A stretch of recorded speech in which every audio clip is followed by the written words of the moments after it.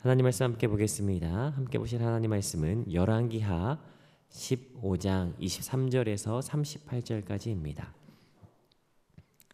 열왕기하 15장 23절에서 38절까지 우리 다 찾으신 줄 알고 한 목소리로 함께 합독하도록 하겠습니다. 함께 읽겠습니다. 시작. 유다의 왕 아사랴 제5년에 므나엠의 아들 부가히야가 사마리아에서 이스라엘 왕이 되어 2년간 다스리며 여호와께서 보시기에 악을 행하여 이스라엘로 범죄하게 한 느밧의 아들 여로보암의 죄에서 떠나지 아니한지라. 그 장관 르말랴의 아들 베가가 반역하여 사마리아의 왕궁 호이소에서 왕과 아르곱과 아리엘을 죽이되 길르앗 사람 50명과 더불어 죽이고 대신하여 왕이 되었더라. 부가히야가 남은 사적과 그가 행한 모든 일은 이스라엘 왕 역대지략에 기록되니라. 유다의 왕 아사랴 제52년에 르말랴의 아들 베가가 이스라엘 왕이 되어 사마리아에서 20년간 다스리며 여호와께서 보시기에 악을 행하여 이스라엘로 범죄하게 한 느밧의 아들 여로보암의 죄에서 떠나지 아니하였더라. 이스라엘 왕 베가 때 아수르 왕 디글랏빌레셀이 와서 이온과 아벨벳과 마아가와 야노아와 게데스와 하솔과 길르앗과 갈릴리와 납달리 온 땅을 점령하고 그 백성을 사로잡아 아수르로 옮겼더라. 우시아의 아들 요담 제20년에 엘라의 아들 호세아가 반역하여 르말랴의 아들 베가를 쳐서 죽이고 대신하여 왕이 되니라. 베가의 남은 사적과 그가 행한 모든 일은 이스라엘 왕 역대지략에 기록되니라. 이스라엘의 왕 르말랴의 아들 베가 제2년에 유다 왕 우시아의 아들 요담이 왕이 되니 나이가 25세라 예루살렘에서 16년간 다스리니라. 그의 어머니의 이름은 여루사라 사독의 딸이더라. 요담이 그의 아버지 우시아의 모든 행위대로 여호와께서 보시기에 정직히 행하였으나 오직 산당을 제거하지 아니하였으므로 백성이 여전히 그 산당에서 제사를 드리며 분향하였더라. 요담이 여호와의 성전 윗문을 건축하니라. 요담의 남은 사적과 그가 행한 모든 일은 유다 왕 역대지략에 기록되지 아니하였느냐. 그때 여호와께서 비로소 아름왕 르신과 르말랴의 아들 베가를 보내어 유다를 치게 하셨더라. 요담이 그의 조상들과 함께 자매 그의 조상 다윗성의 조상들과 함께 장사되고 그 아들 아하스가 대신하여 왕이 되니라. 아멘. 함께 말씀을 살펴보도록 하겠습니다. 하나님은 우리의 피난처와 방패가 되십니다. 유한한 우리의 인생이 겪게 되는 깊은 절망과 소외 그리고 불안 가운데서도 하나님은 우리의 위로자가 되시고 피할 바위가 되시며 산성이 되시죠.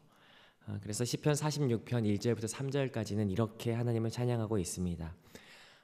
하나님은 우리의 피난처시요 힘이시니 환난 중에 만날 큰 도움이시라.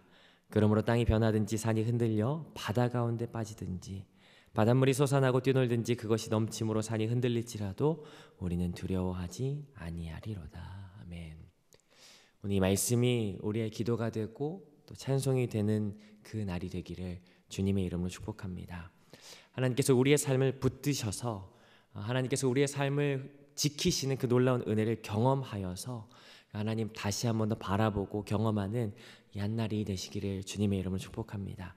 오늘 우리는 열왕기하를 같이 함께 묵상하고 있습니다. 열왕기하를 한마디로 말하라 라고 한다면 아마 어렵지 않게 대답할 수 있을 것 같습니다. 그것은 이스라엘과 남유다의 쇠퇴라고 말할 수 있을 것 같은데요. 그런데 우리가 같이 함께 살펴보는 이 열왕기하 말씀을 통해서 하나님께서 세우신 그 특별히 대표자 백성의 왕들을 통해 하나님께서 꺼져가는 이 나라 가운데 정말 원하시는 것이 무엇인지를 우리가 반면교사로 함께 바라보고 있습니다. 솔로몬 이후에 북쪽은 여로보암, 남쪽은 르호보암 그렇게 나눠졌던 그 이스라엘은 그 이후로부터 북이스라엘은 19명의 왕 그리고 남유다는 20명의 왕이 세워졌죠. 그래서 어떤 사람들은 열왕기 상하를 보면서 그저 그냥 역사네 라고 이야기할지 모르겠습니다. 그렇지 않습니다. 열왕기 상하가 보여주는 것은 분명하죠. 계속해서 반복되는 것, 하나님께서 보시기에 악했다, 선했다 이것을 계속해서 보여주고 있어요. 남유다를 통틀어서 이 왕들은 모두 39명인데 그들 가운데 하나님 보시기에 선했던 왕은 고작 8명밖에 되지 않습니다. 그것도 북이스라엘은 하나도 없고 남유다에만 8명 있었는데 그 8명들을 통해서 하나님께서 선하다 하실 때와 그리고 악한 왕들이 과연 어떤 길을 걸어가는가를 우리가 같이 함께 살펴보는 것, 이것이 열왕기하 전체를 바라보는 시각이죠. 그 내용을 우리가 같이 함께 쭉 살펴보고 있는데요. 지금까지 북이스라엘 19명의 왕 중에 16명의 왕을 살펴봤습니다. 이제 3명의 왕이 지나가면 이제 북이스라엘은 멸망하게 되는 거죠.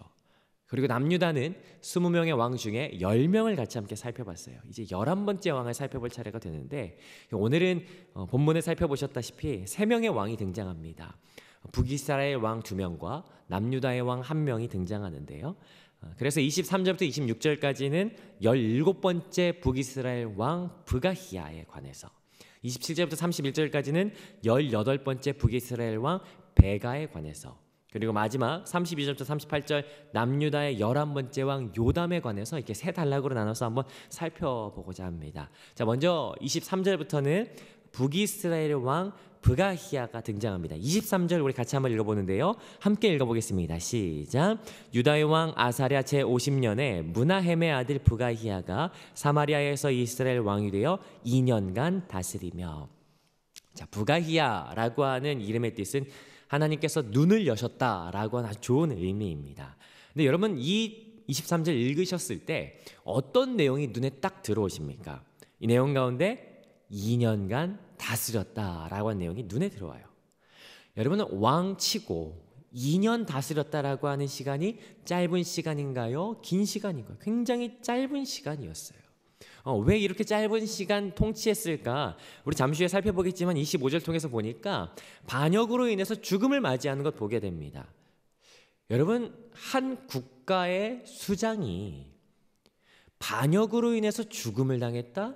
여러분, 이건 평범한 일이 아닙니다. 보통 심각한 일이 아닌 것이죠.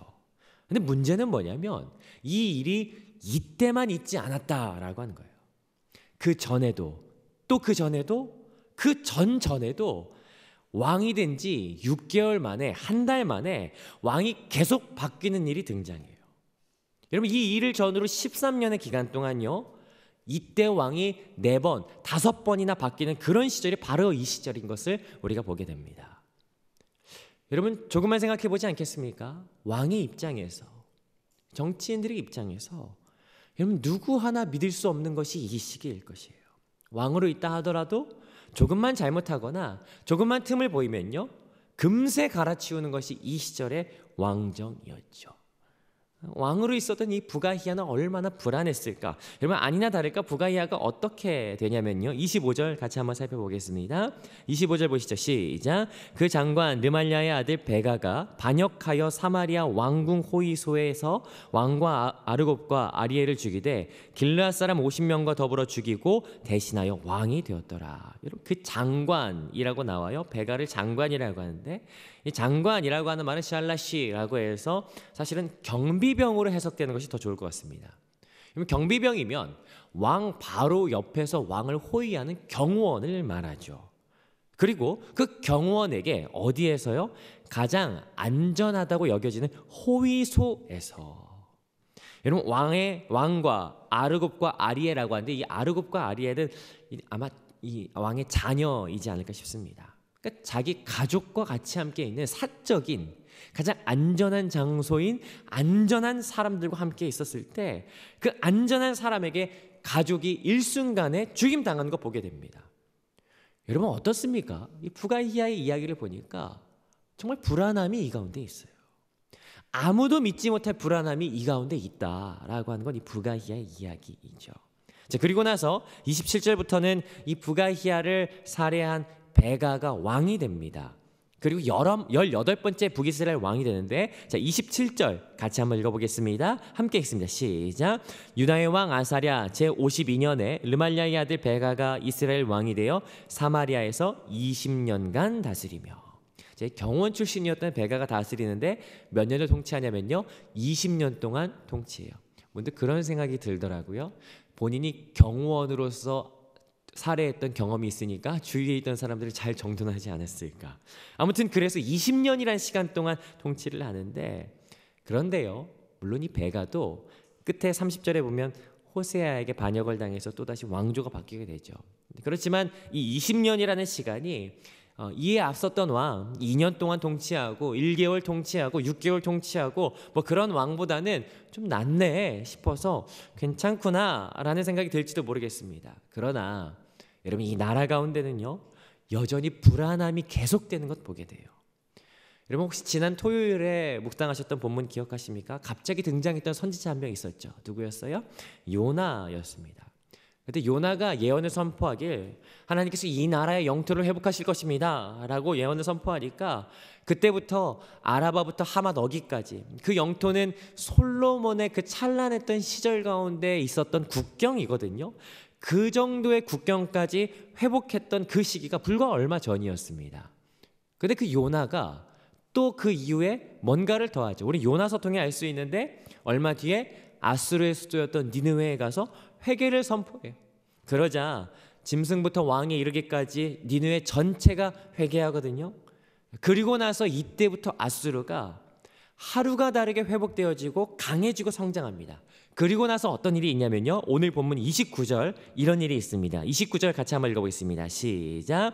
이스라엘 왕 베가 때 아수르의 왕 디글랏 빌레셀이 와서 이온과 아벨벳과 마아가와 야노아와 게데스와 하솔과 길르앗과 갈릴리와 납달리 온 땅을 점령하고 그 백성을 사로잡아 아수르로 옮겼더라.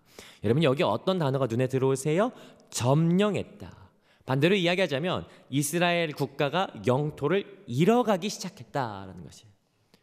여러분, 하다못해서 저희 아이들 같은 경우에도요, 자기가 먹던 과자가 자꾸 다른 식구들이 막 먹어서 이게 눈에 띄게 줄어들면요, 이게 과자를 이렇게 움켜쥡니다. 불안해서. 여러분, 안 뺏기고 싶어서 움켜져요. 그런데요, 여러분, 얼마 전까지 하나님께서 요나를 통해서 예언하셔서 그 크게 확장하였던 그 영토가 불과 얼마 되지 않았는데도 이때 계속해서 줄어드는 것 보게 되는 거예요. 영토를 계속 잃어가요.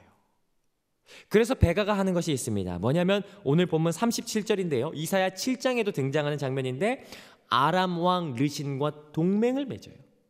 그리고 유다와도 계속해서 동맹 맺으려고 애쓰거든요. 이유는 단 하나입니다. 왜요? 불안하니까 그렇습니다. 계속해서 잃어가게 되는 불안함을 겪고 있다라고 하는 건 오늘 이 베가에게도 보여지는 장면이죠. 자, 그렇다면 유다는 좀 다르지 않을까요? 32절부터 38절까지 유다 왕, 이 시기에 있었던 유다 왕에 대해서 우리가 확인하게 되는데 32절 우리 같이 한번 보겠습니다. 함께 읽겠습니다. 시작. 이스라엘 왕 르말랴의 아들 베가 제2년에 유다 왕 우시아의 아들 요담이 왕이 되니. 우시아의 아들 요담이 왕이 됩니다. 요담의 이름의 뜻은요, 하나님은 완전하시다라고 하는 이름의 뜻이죠. 참 좋은 이름입니다. 그리고 요담은 이 33절을 통해서 알 수 있는데 25살의 왕이 됐다라고 이야기해요. 이건 사실 정식적인 즉위를 말하는 것이고요. 15장 5절 통해서 우리가 이미 살펴보았습니다. 그의 아버지 우시아가 52년간 왕좌에 있지만 그런데 그의 말년에 하나님 보시기에 옳지 않은, 자기가 가서 그냥 하나님 앞에 하나님 제단에서 분향함으로 인해서 하나님께서 그를 치심으로 인해서 그가 문둥병에 걸립니다. 그래서 문둥병으로 인해서 그가 통치를 할 수 없었던 그때 그의 아들 요담이 그 아버지 대신해서 대리 통치하던 중이었거든요. 근데 그 기간이 뭐 학자들에 따라서는 뭐 4년간이다, 10년간이다 이렇게 이야기하긴 하지만 아무튼 그 기간이 지나고 우시아가 죽은 그 해에 이제 25의 나이로 요담이 왕이 되는 것이죠. 자, 거기다 이 요담의 이름 참 멋진 이름이고 젊은 나이에 왕이 되었던 그때이며 33절 계속해서 보니까 그의 어머니가 누군지도 나와요. 그의 어머니의 이름은 여루사인데 뒤에 더 나오는 이름 사독의 딸이었다라는 거예요. 여러분 아시겠지만 사독이라고 하는 이름 굉장히 유명한 이름 아니겠습니까? 누구입니까? 대제사장이죠. 물론 여기 나오는 이 여루사의 아버지 사독은요, 대제사장 아닙니다. 아니지만 그러나 사실 이 동일한 이름을 통해서 이 성경은 우리에게 약간의 기대감을 허락하는 것 같아요. 이 사독이라고 하는 좋은 이름을 가진 아버지의 자녀가 엄마라면 뭔가 좀 다를 수도 있겠구나라고 하는 생각 갖게 되죠. 그래서 그런지 34절 보니까 제가 읽어봅니다. 요담이 그의 아버지 우시아의 모든 행위대로 여호와께서 보시기에 정직히라고 이야기해요. 정직했다라고 이야기하죠. 여러분, 우리가 이전에 이 불안했던 두 명의 왕을 살펴봤던 중에 사실은 이 정직했다라고 한 말이 얼마나 반가운지 모르겠습니다. 그런데 여기 34절 마지막 단어가 아쉬워요. 정직히 행하였다라고 하면 끝냈으면 좋았을 텐데 정직히 행하였으나로 끝나요. 그러나 어떤 일이 있습니까? 35절 읽어보면요, 시작. 오직 산당을 제거하지 아니하였으므로 백성이 여전히 그 산당에서 제사를 드리며 분향하였더라. 요담이 여호와의 성전의 윗문을 건축하니라. 성전 윗문도 건축하고 하나님 앞에서 정직했다라고 하는 평가를 받지만, 그러나 아쉬운 것, 산당을 제거하지 않았다. 왜 그랬을까? 여러분, 사실 이 요담의 시기에도요, 북이스라엘과 같은 불안함이 있었습니다. 좀 더 넓은 시각으로 이전의 상황들을 좀 살펴보면, 요담의 아버지 우시아는 이 병들어서 죽게 되지만 그 세 명의 왕은요, 북이스라엘의 왕과 마찬가지로 암살당했어요. 그러니까 정상적인 왕위 계승이 아니라 암살로 인해서 그의 아들이 왕이 되었던 것이에요. 암살과 왕권을 향한 그 도전이 늘 있었던, 더군다나 37절 보시겠습니까? 37절 같이 한번 읽어보시죠. 시작. 그때 여호와께서 비로소 아람왕 르신과 르말리아의 아들 베가를 보내어 유다를 치게 하셨더라. 이 방금 좀 살펴봤던 베가가 유다에게 사실은 러브콜을 보내죠. 우리 아람하고 같이 함께 동맹해서 아수르를 치자. 그런데 유다가 거부해요. 그러자 어떻게 하냐면 등을 돌려서 이 유다를 치기 시작하는 것이에요. 여러분, 자기의 형제 국가로부터 공격을 당한다는 건 굉장한 불안함입니다. 여전히 이 나라에도 불안함이 있다. 이 불안함, 오늘 본문 가운데 같이 함께 살펴보는 내용이었는데요, 오늘 내용을 다시 한번 더 정리해보면 세 명의 왕을 살펴봤습니다. 북이스라엘 왕 2명, 부가히야와 베가, 그리고 남유다의 왕 요담. 여러분, 이 세 명의 왕의 공통점 무엇이었습니까? 이 불안함이 있었어요. 어디에서 이런 불안함이 시작됐을까? 여러 가지 이유가 있었겠지만 이 모든 이유는 여기에서 시작되지 않나라는 관찰하게 됩니다. 그럼 뭐예요? 24절, 28절 동일하게 반복되는 여호와 보시기에 악을 행하여 여로보암의 죄에서 떠나지 않았다. 동시에 유다에 있었던 그 불안은 34절, 35절 정직히 행했지만 그러나 산당을 제거하지 않았다. 여기서 이런 묵상이 됩니다. 사실 그런 생각 들기도 해요. 악하지만 않으면 되지 않나. 정직히 행했다, 그 말 한마디만 들으면 되는 거 아닌가, 그러면 괜찮은 거 아닌가 라는 생각 드는데, 그런데도 여전히 불안함이 있는 이 모습 보면서 하나님께서 불안함 가운데 원하시는 것은 적당히 그냥 정직하는 것이 아니라 전심을 원하시는구나 라고 하는 것 묵상하게 됩니다. 이 적당히 하나님 아는 것 아니라 그냥 적당히 그냥 이 정도만 하는 것 아니라 산당까지도 제거하는 전심을 원하시는구나 라고 하는 것, 오늘 말씀을 통해서 묵상하게 되는 한 가지 일이죠. 우리가 참 좋아하는 찬양인 것 같은데, 주님과 함께하는 이 고요한 시간, 주님의 보좌 앞에 내 마음을 쏟네. 새벽에 부르면 참 좋은 찬양 중에 하나지 않나. 개인적으로 이 찬양 지금도 정말 좋아하지만 특히나 불안하고 어려움 가운데 있을 때 정말 많이 고백했던 찬양이지 않나 싶습니다. 왜냐하면 이 2절 가사 보면요, 어떤 가사가 있냐면 나 염려하지 않아도 내 쓸 것 아시니 나 오직 주의 얼굴 구하게 하소서 온 마음 다해 사랑, 이렇게 가는 찬양인데, 여러분 이 찬양 가사 통해서 알 수 있는 것 한 가지, 여러분 우리 가운데 불안함이 있고 염려함이 있어서 우리의 마음이 흔들릴 때 우리에게 필요한 것이 있다. 그것은 주님의 얼굴을 구하는 전심이라는 고백, 그 고백을 담은 찬양입니다. 여러분 오늘 우리에게 찬양과 이 말씀을 기억하면서 우리의 불안을 뛰어넘어 전심으로 온 마음으로 하나님을 구하는 저와 여러분들이 되셨으면 좋겠어요. 하나님의 얼굴을 구하고 그 하나님 앞에 온전히 서서 산당까지도 제거할 수 있는 그 전심의 마음이 하나님을 기쁘시게 하고 그 하나님을 기쁘시게 함을 통하여 하나님께서 허락하시는 평안을 누리는 오늘 하루가 되면 얼마나 좋을까. 오늘 이 말씀을 매듭지으면서 오늘의 원포인트를 같이 한번 나눠보고 싶어요. 오늘의 원포인트는요, 이 바늘에 실을 끼우는 마음이라고 해보고 싶습니다. 얼마 전에 저희 막내가 좋아하는 인형이 이렇게 찢어져 가지고 아침에 이걸 꿰매달라고 왔더라고요. 근데 그때 되게 바쁠 때였어요. 제가 몸도 바쁘고 마음도 바쁘고 생각도 바쁠 때라서 막 왔다 갔다 하는데 이 바늘에다가 이제 실을 꽂으려고 하니까 어떨까요? 이게 실이 자꾸 흔들려요. 안 들어가요. 그때 뭘 해야 됩니까? 어쩔 수가 없습니다. 전심을 쏟아야 돼요. 여러분, 우리의 마음이 흔들릴 때 전심을 쏟는 것이 우리 가운데 필요합니다. 오늘 이 하루 가운데 하나님의 마음을 구하며 전심으로 온 마음으로 주의 보좌 앞에 나아가는 저와 여러분들 되시기를 주님의 이름으로 축복합니다. 전심으로 하나님 앞에 나아갈 때 하나님께서 허락하시는 우리가 생각하지도 못한 그리스도의 평강이 우리의 마음과 생각을 다스리게 될 것입니다.